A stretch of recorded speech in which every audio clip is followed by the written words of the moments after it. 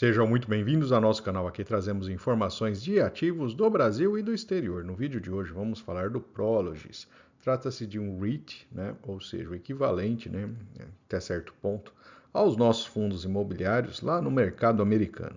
E o seu foco de investimento são imóveis logísticos. A principal característica desse REIT é o seu porte. Ele é simplesmente gigantesco. Vamos avaliar um pouco do seu portfólio, uma visão geral, ver os seus principais inquilinos e avaliar os seus resultados, dívidas e todos os aspectos relevantes dessa empresa. Se o vídeo ajudar em seus estudos, fique à vontade para curtir, compartilhar e se inscrever em nosso canal.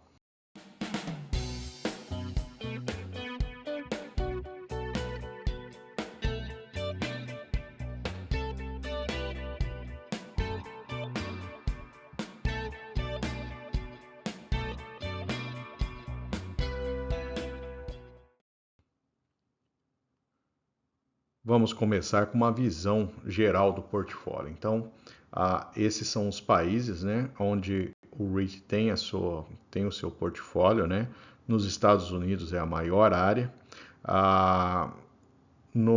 Nas Américas ele tem presença também, Brasil, México, Canadá, Europa tem uma posição relevante e a Ásia também, principalmente China e Japão.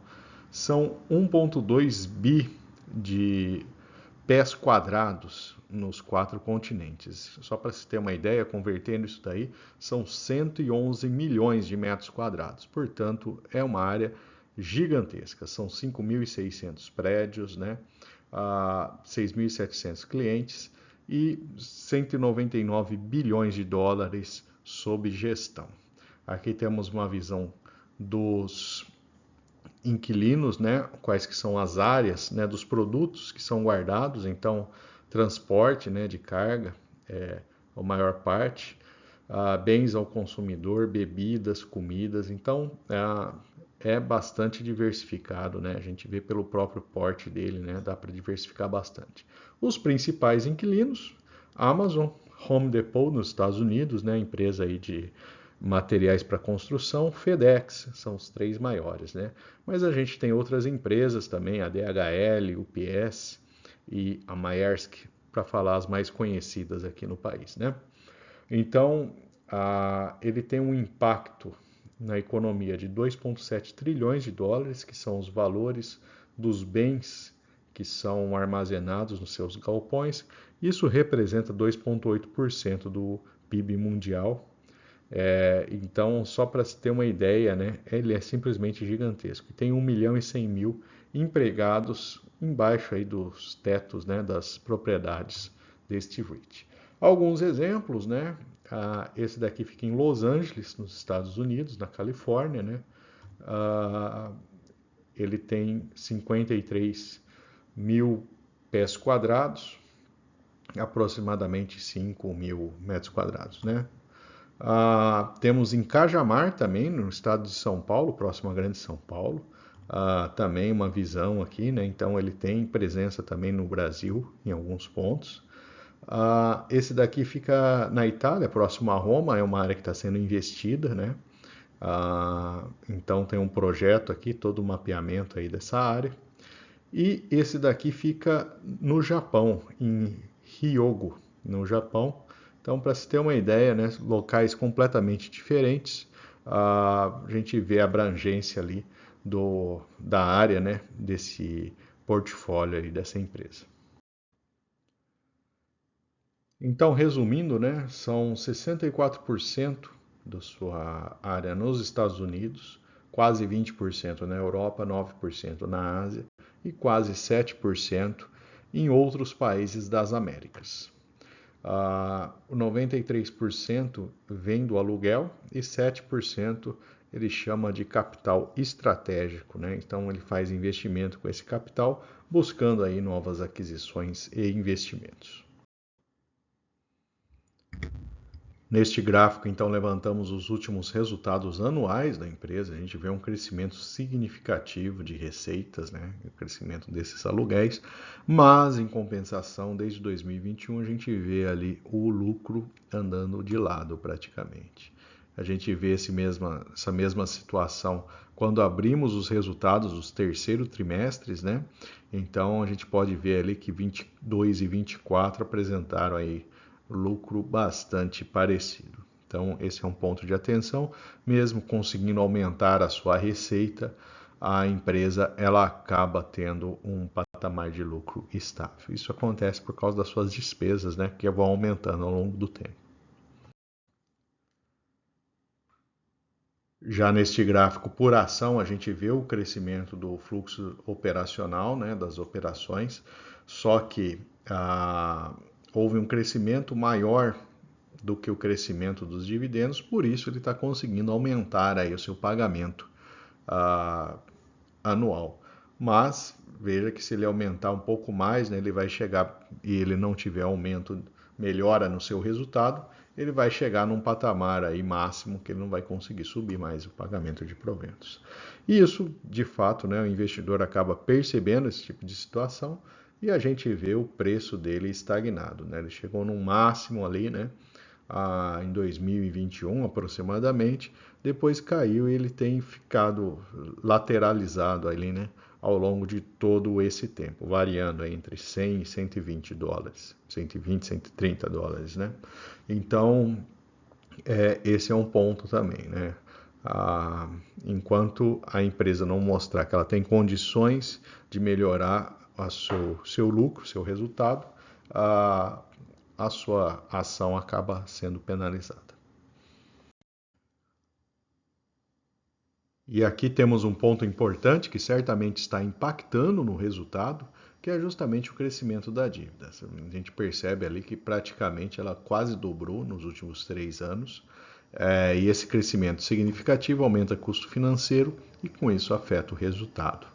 Então, apesar disso, né, o valor patrimonial ele acabou subindo nesse período ali, né, nos últimos anos, mas a custo também, né, de uma dívida mais alta. Lembrando que a gente está numa fase, tanto o Brasil quanto os Estados Unidos, de patamar de juros mais alto do que tinha no passado, né?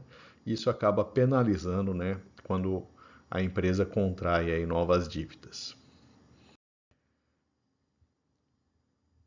E nesse gráfico de fluxo de caixa, a gente observa justamente esse efeito, né? Ele tinha uma melhora de resultado nas suas atividades operacionais, mas ela não foi suficiente para pagar todos os investimentos que vão sendo feitos. E com isso, a empresa ela contrai mais dívida. A atividade de investimento está no amarelo, então ele é negativo, né? Quanto mais negativo, maior o nível de investimento que está saindo caixa da empresa justamente para fazer o investimento. E a gente tem ali de financiamento, né? Um caixa positivo, justamente a empresa contraindo mais dívidas para fazer os seus próximos investimentos. Trazendo agora o gráfico da relação preço-lucro e preço-valor patrimonial, a gente vê justamente essa oscilação do preço da ação, fazendo variar esse indicador, né? Agora nessa tabela a gente compara o dividend yield, preço-lucro, preço-valor patrimonial e outras características com os diversos rates da área de logística. Então a gente observa que o Prologis ele tem um dividend yield relativamente baixo quando comparado, é o menor da tabela, né? Relação preço-lucro está num patamar um pouco mais elevado do que alguns aqui, preço-valor patrimonial também, né? Mas em compensação ele tem um crescimento de 23% na receita, que é o segundo melhor, né? Já o lucro, por conta aí principalmente da sua situação de dívida, é um crescimento de 13% em 5 anos, não é o mais alto aqui da tabela, pelo contrário, né? Fica sendo o terceiro pior. Sua margem líquida de 36%, a gente percebe aí que é bem próximo dos melhores, e o ROI de 5%, já está no grupo mais baixo.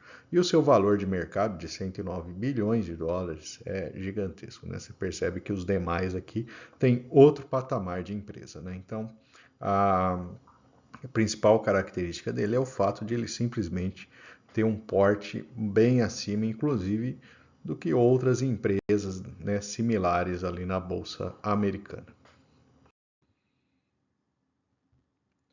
Vamos falar agora dos pagamentos de proventos. Então, os pagamentos são trimestrais, um pouco diferentes dos nossos fundos imobiliários aqui, que a grande maioria paga mensalmente, né?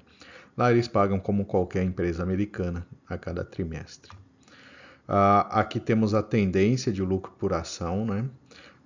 Um detalhe importante é a gente observar que no ano de 24 ele subiu a expectativa, mas em 25, né, a gente apresenta aí uma queda de valor, né? Ainda assim mais alto do que as previsões anteriores, mas não deixa de ser um resultado pior em 25 do que em 24. Aqui temos as estimativas dos analistas, né? A maior parte deles, né, com recomendação de compra ou compra forte, né? Então 12 e 6 com recomendação hold.